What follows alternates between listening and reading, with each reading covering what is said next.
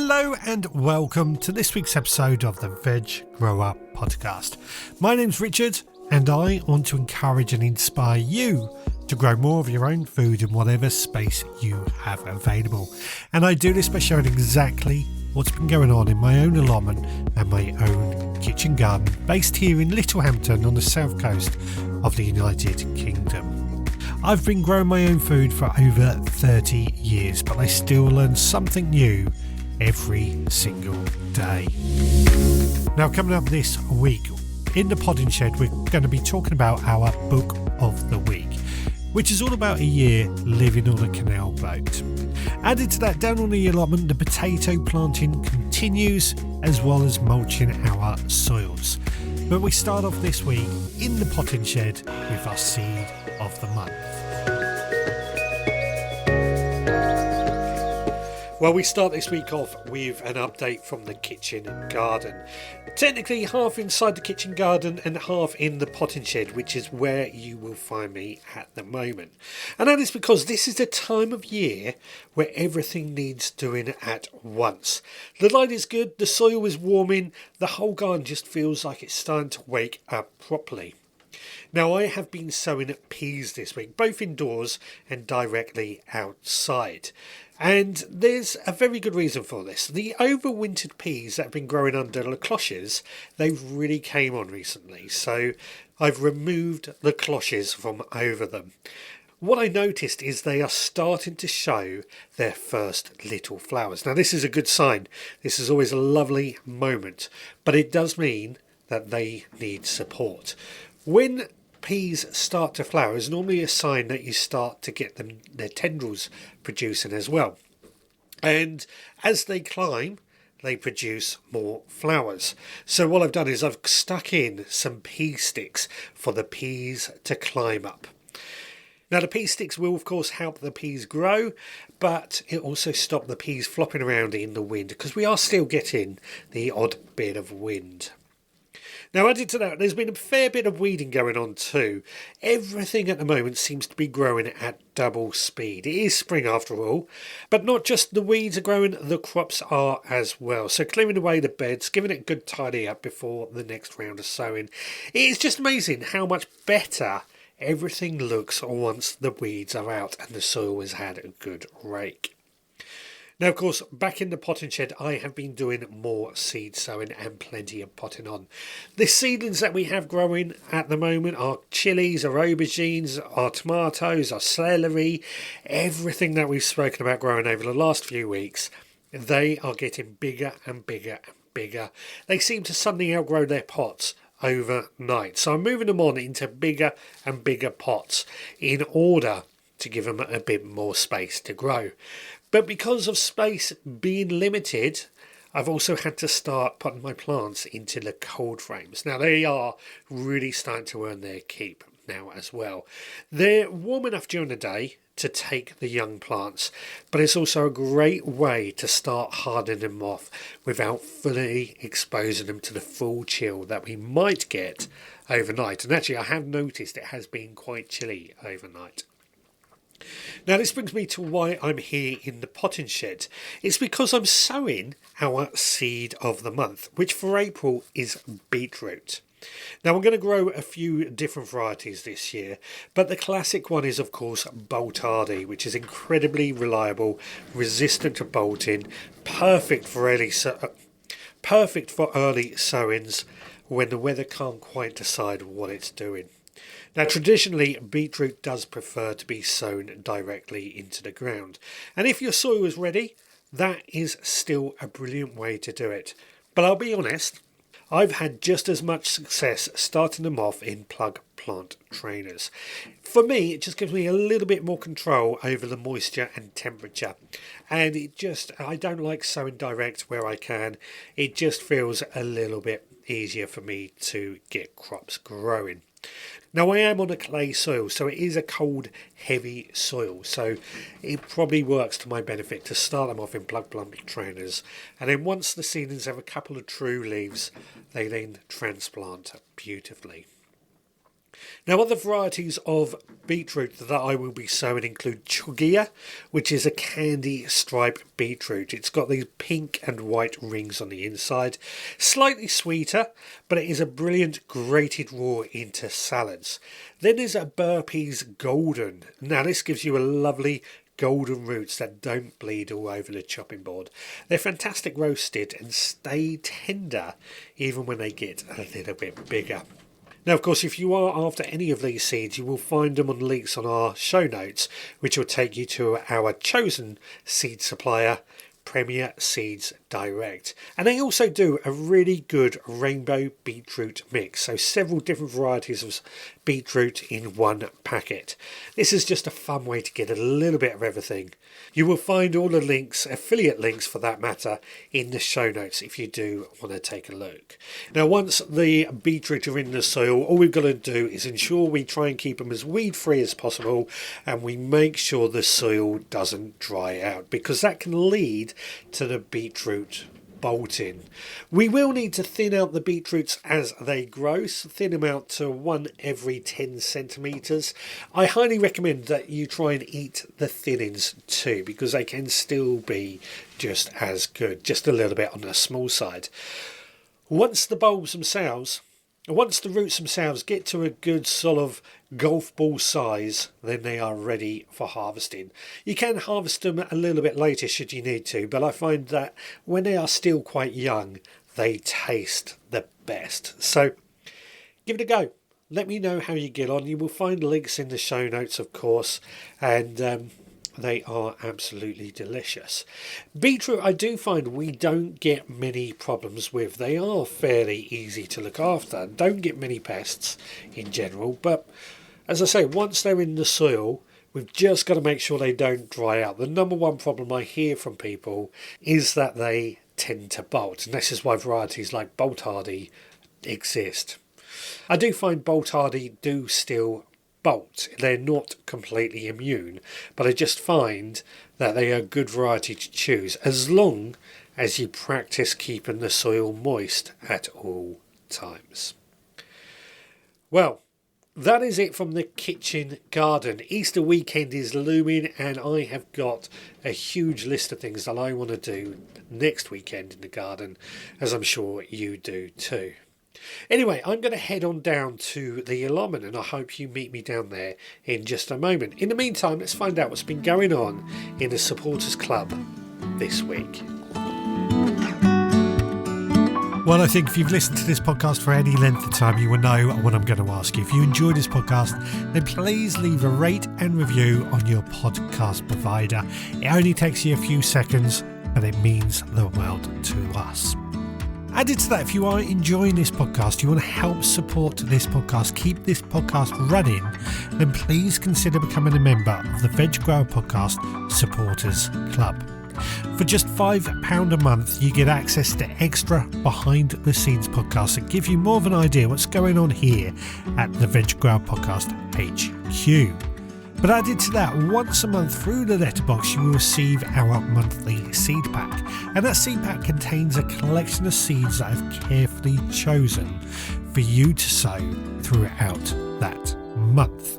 And included with the seeds is also a copy of our mini newspaper, which gives you instructions on how to sow those seeds, but also a few ideas of what you could be doing that month, as well as the opportunity to make a few notes to keep your gardening productive. I personally use it as a tool, and it has done me the world of good. Now, as an example, over this last week we have sown some carrot seeds. A fantastic crop, a staple crop, just like everything else that we have mentioned this week. If that sounds like something you would be interested in, then please head to the veggrowerpodcast.co.uk to find out more and sign up. We would love to have you there. Right, back to the gardening. Well, it's been another productive weekend here on the Allotment this weekend, and one of the main jobs I had to do this week was, of course, to plant more potatoes. Now, as you know, last week we planted a variety called Rocket, which took up half of a bed that is going to be my first early potato beds. Well, in the second half of that bed, I have planted out a variety called Swift, another first early variety which also grows quite quickly. So we grow quite a few of these different varieties, and I'm interested to see how they get on. They should actually be really, really tasty once they grow. Now, like I did last week, all I've done is dug a hole about 30 centimetres deep, dropped a potato into it, added in some potato fertiliser, backfilled the hole, and then covered over with a mulch of compost. But what I have done a little bit differently is in between the two varieties. So last week we planted the Rocket out, this week's we've planted the Swift out. I have sown a row of peas. Now, I am trying to grow lots of peas this year. Peas being a great legume, they fix nitrogen into the soil. But not only that, they are absolutely delicious on the plate, aren't they? Those beautiful, sweet, green balls that just taste of so much sweetness and deliciousness. They've got to be grown. They have got to be grown. They are a staple in most households. The trouble is, of course, just trying to grow enough peas can be very, very tricky. So I figured I'll do a row to act as a divider between the two varieties. And that's what I've done. Pull in a variety called Meteor, which have taken up a row, and we will monitor them how they get on. Now, because I do want to grow lots of peas this year, that's not the only area that I've grown peas this week. I've sown another row in another area of the allotment, in another bed, which, much in the same way, I've just created a drill in the ground, scattered a few peas in, and then covered it over and watered them in well. As easy as that. Really is as easy as that. We will wait for them to germinate, and then as they grow, we will put some pea sticks in for the peas to grow up against. Certainly a very pea week this week, because peas have featured a lot back in the kitchen garden earlier as well. Now, I have also gone and harvested some of our final leeks from one of our beds. Now, I say our final leeks, in two other beds I have got some more leeks growing, but for now I've just cleared out that one bed of leeks. The leeks are another delicious winter crop, and I've harvested a lot of them over the last few weeks. So to finally get one bed clear of leeks is actually a bit of a relief, because it frees up that bed and means I can start going to town on getting it ready for the growing season, i.e. clearing away any weeds and covering it over with a good layer of compost. Now, mulching is obviously something that is very important to my heart, and I often talk about mulching here on this podcast.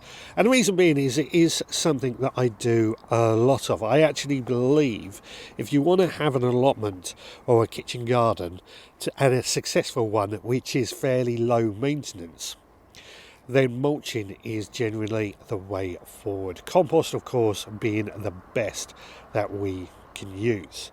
Unfortunately, compost is expensive if you buy it in, and it's not always easy to produce enough compost on an allotment or in a kitchen garden to fill that gap.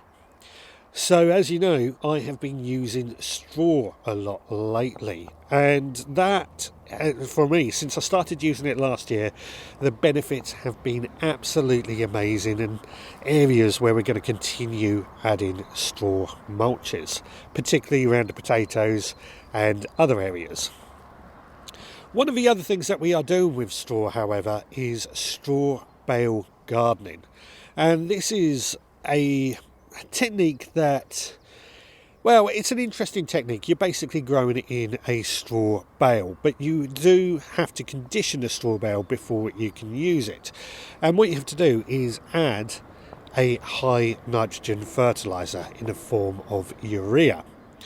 Now, unfortunately, urea has become very, very, very expensive due to what's going on in Iran. It is one of those fertilisers that unfortunately is suffering and is going to put up food prices for farmers as well. So for me, it's a reason that we've got to look at growing our own food, because we will beat the food price crunch. But because of that, fertilisers and feeds are going up. I am looking at making more of our own fertilisers and feeds. And one of those that is popping up at the moment is nettles. So what I've been doing is cutting down a load of nettles and placing them in a bucket. And then we've covered over those nettles with some water. Now the idea here is nettles, when they are growing, they are absorbing nutrients from the soil and putting it out into the leaves. So when we pop them into a bucket of water, that water then takes on the nutrients. It's called nettle tea. There's quite a few things we can do this with if you are looking at making your own fertilisers, but at the moment nettles seem to be everywhere, and it's so easy to make your own nettle tea as a plant feed. So if you are looking to save more money and you've got nettles growing on your allotment or somewhere where you can easily get hold of them, then use them for nettle tea. Good way of saving on feeds and fertilisers. Well, that is it. That's what we've been doing here on the allotment this week. It's been good to see. Next weekend is a 4-day weekend for many of us, so I'm looking forward to spending a couple of days on the allotment at least next weekend.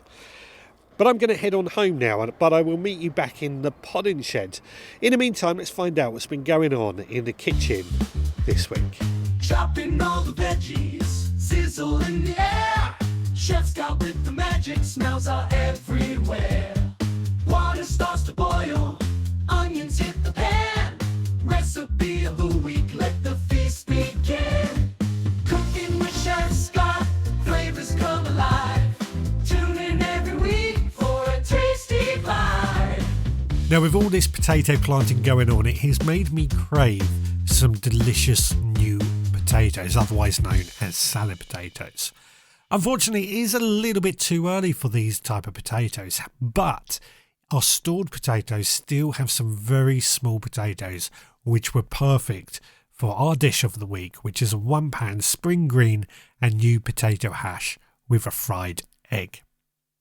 So to make this, what I did is I took the potatoes, peeled and diced them, and then just gently simmered them in a pan of water until they were just tender. We then drained them out and put the potatoes to one side to let them just cool slightly as well as dry. In that same pan, we then added a splash of olive oil and added some sliced onion until the onion was just nice and soft, at which point we then added in some garlic and just cooked for another minute. In went the potatoes, which we just mixed them around the pan to sit in a single layer. I did squeeze them down a little bit just so they could get that really nice golden, slightly crisp edge. Then once they coloured, we turn them gently and let the other sides catch. At this point, we then added some greens to the pan. This could be kale or chard. I use kale and chard because that's what we had available. Spinach was also from our freezer, and spinach is absolutely delicious anyway. We then added a bit of salt and pepper with a bit of paprika just to add a little bit of flavour. And then once that was all cooked, we put it onto a plate and quickly fried an egg, depending on how you like it, but I like a soft yolk. And then we just put the egg on top of the hash, and then that's how we served it. This was really, really tasty. Addition of an egg adds that protein. The potato just adds a really nice filling side of this meal. It was fantastic. I thoroughly enjoyed this meal. You will find a recipe on the veggroundpodcast.co.uk, of course. Go give it a try. Let me know how you get on. Now, throughout March, I have been reading A Year on the River by Fiona Sims. And this book I have thoroughly enjoyed. It's really tailor-made for anyone who loves growing, cooking, and just living a little bit closer to nature. And really it is aimed at as a guide for boaters or towpath. And really it is aimed at a guide for boaters or towpath wanderers and anyone who wants to make the most of the waterways offer. However, from my point of view, one of the things I always say at the beginning of every podcast is that we aim this podcast to encourage anybody to grow any food in whatever space they have available. And this was very much at the heart of what this podcast is about, because there are opportunities to grow food on whatever location you may live, including on a canal boat. Now, at its heart, A Year on the River is a celebration of seasonal food and sustainable living along the inland waterways.